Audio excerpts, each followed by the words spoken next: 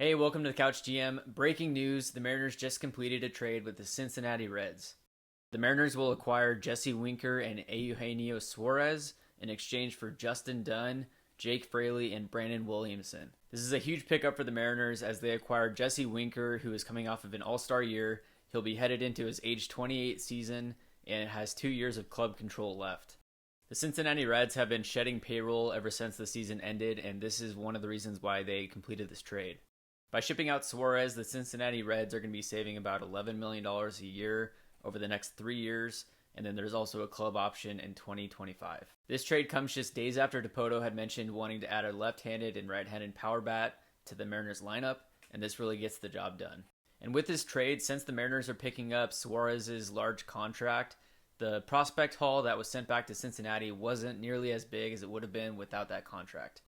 The Mariners are sending Justin Dunn, Brandon Williamson, and Jake Fraley to the Reds, as well as a player to be named later or cash considerations. Justin Dunn is a starting pitcher who's been in the Mariners organization for a few years now. He's had some time in the bigs, but is coming off of an injury-plagued season, but he should be able to contribute for the Reds. Jake Fraley, so far in his career, has been considered a journeyman outfielder. He's bounced around to various teams and hasn't really been able to stick in the Mariners lineup.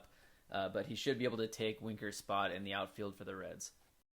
The Reds are also getting the Mariners' number 7 overall prospect, Brandon Williamson, who's a highly touted left-handing pitching prospect for the Mariners, and he was one of those names that was being floated around this offseason as being used as a trade piece. So overall, this is a huge trade for the Mariners. They just made their major league roster much better going into the 2022 year and beyond, and I'm very much looking forward to seeing what Dipoto can do in the coming days. The Mariners GM has since come out and said that they're most likely done on the offensive side of things, but there's room to speculate that they're still working on a mid-rotation starting pitcher.